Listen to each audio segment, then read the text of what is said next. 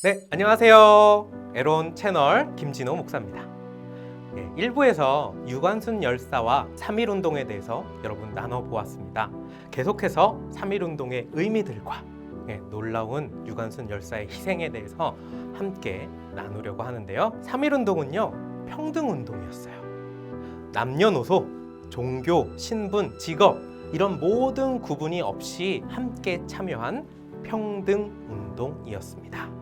당시 시대적 상황이 신분제 사회였죠. 양반, 상놈, 남녀 이런 차이들이 극심했던 시대였어요. 처음 교회가 세워졌을 때 양반이 다니는 교회, 상놈이 다니는 교회 이렇게 따로 구별되어 있었다라고 합니다. 교회의 가운데에는요, 가림막이 세워졌어요.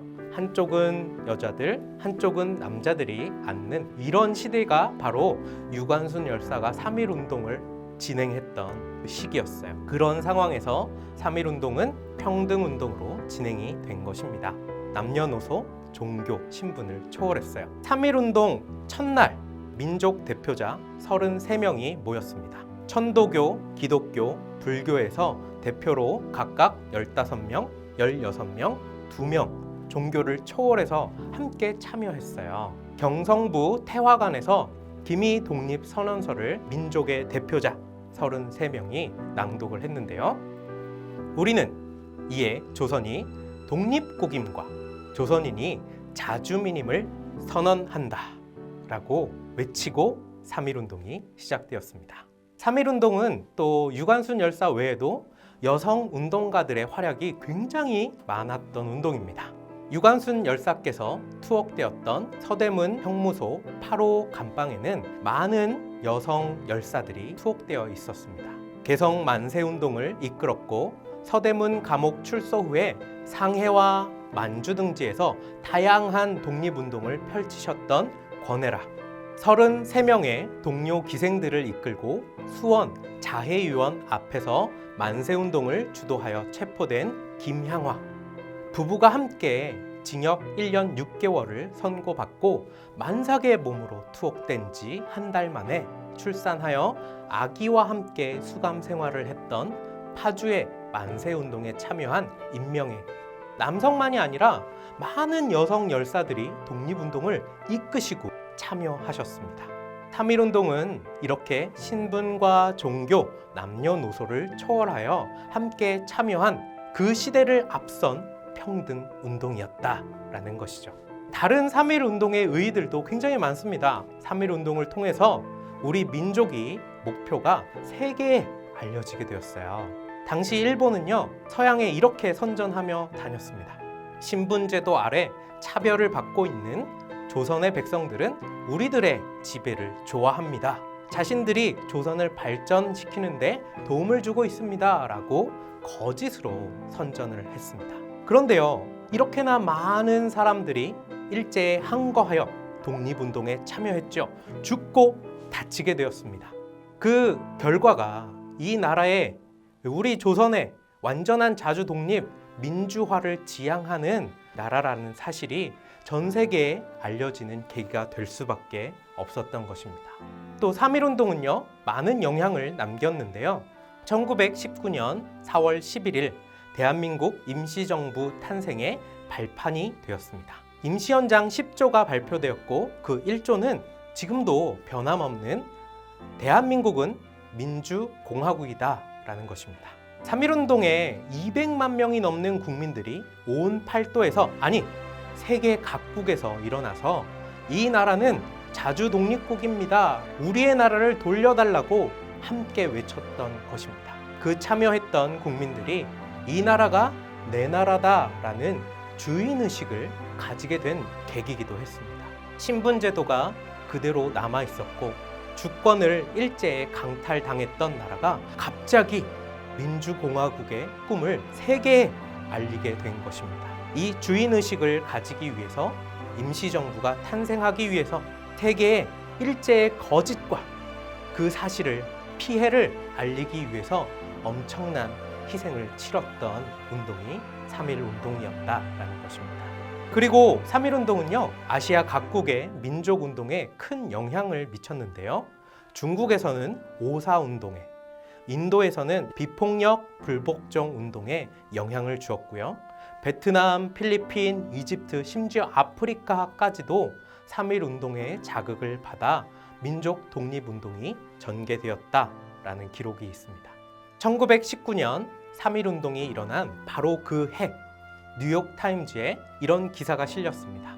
3.1 운동이 알려진 것 이상으로 널리 퍼져나갔으며 수천 명의 시위자가 체포되었다. 미 선교단을 통해 확인한 사실로는 한국인들이 평화적 독립운동에 대해 일본인의 잔인한 살상 행위가 있었다. 일본은 한국 전역에서 공포정치를 자행하고 있다. 네, 이렇게 선교단을 주축으로 우리나라의 피해들, 그리고 3.1 운동의 의미들, 우리나라의 바람들이 세계에 알려지게 된 것이죠. 이렇게 많은 영향력들과 의미들을 가진 운동이 바로 3.1 운동이었다라고 여러분과 함께 나눠보았는데요. 이 3.1 운동을 위해서 유관순 열사께서 정말 많은 희생을 감수하셨어요. 이제는 유관순 열사의 죽음에 대해서 알아보려고 합니다. 일제강점기 서대문 형무소는 가뜩이나 독립 열사들에 대해서 가혹한 고문이 일어났던 현장이었습니다. 유관순 열사는요, 다른 열사들에 비해서도 더 가혹한 고문들을 받으셨어요. 왜냐하면 1919년 3월 1일 만세운동이 일어난 지 1년 뒤에 1920년 3월 1일에 유관순 열사께서 서대문 형무소 그 안에서 만세운동을 주도하셨기 때문입니다. 좁은 옥사 안에서 3,000명이 넘는 수감자들이 대한독립 만세를 외쳤습니다. 만세 함성이 울려 퍼지자 서대문 형무소에 갇혀서 그 만세 소리에 주변 사람들도 다 같이 만세를 불렀다라고 합니다. 일제가 주동자를 가만히 두었을 리가 없었겠죠. 그래서 더 가혹한 고문을 받으시게 된 겁니다. 형무소의 고문에 대해서는 이런 기록들이 남아 있습니다. 입에 호스를 연결해요. 물을 강제로 주입해서 배가 부풀어 오르면 그 배를 발로 차서 물이 온몸에 7구멍으로 다 흘러나왔다 라는 기록이 있고요. 다른 독립 열사들 앞에서 칼로 살을 도려냈다 라는 기록도 있습니다. 면도칼로 귀와 코를 깎아내리고 10손가락의 손톱, 이 손톱을 벤치로 들었다 놨다 하면서 서서히 뽑았다라는 기록도 있어요. 이 밖에도 치욕스럽고 고통스러운 고문들이 자행되었습니다. 거센 고문으로 인한 방광 및 자궁 파열로 1920년 9월 28일 서대문 형무소에서 유관순 열사께서 순국하셨습니다. 시신을 몰래 화장시키기 위해 일제는 석유통에 넣었다라고 합니다. 이와 학당의 요구로 가까스로 시신을 인도받을 수 있었습니다. 형무소의 기간을 우리가 생각해 보면요, 이 유관순 열사의 죽음이 어떠한 것이었는지 확실히 알 수 있어요. 먼저 유관순 열사께서 1919년 4월에 체포가 됩니다. 3년형을 선고받아요. 그렇지만 1920년 특별 사면으로 그 형이 절반으로 줄어들게 됩니다. 1년 6개월이 된 것이죠.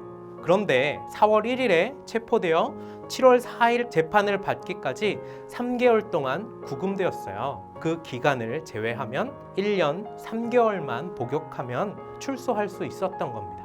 그런데 1920년 9월 30일 출소일을 불과 이틀 남겨두고 유관순 열사께서 고문 후유증으로 사망하게 되었습니다.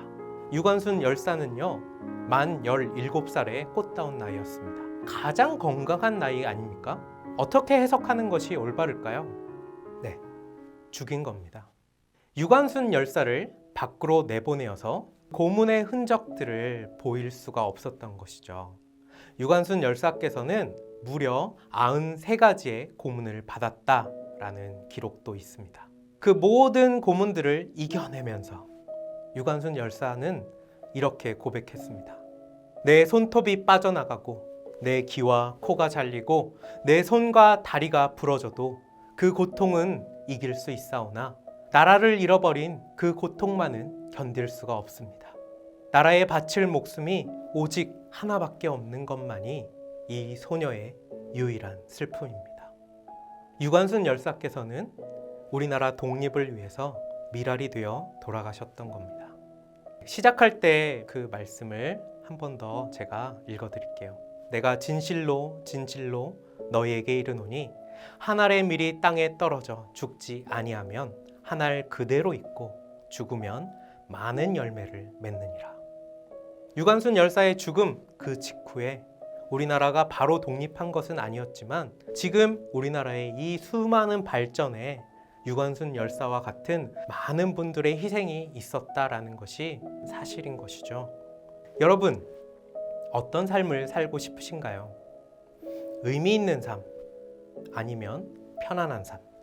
우리 조상들의 희생과 헌신 위에 우리는 살아가고 있습니다. 우리가 그분들이 꿈꾸며 바랐던 이 대한민국을 앞으로도 그 꿈대로 만들어 나가야 할 것입니다. 저와 에론TV는 여러분들의 삶을 응원하고 기도하겠습니다. 감사합니다.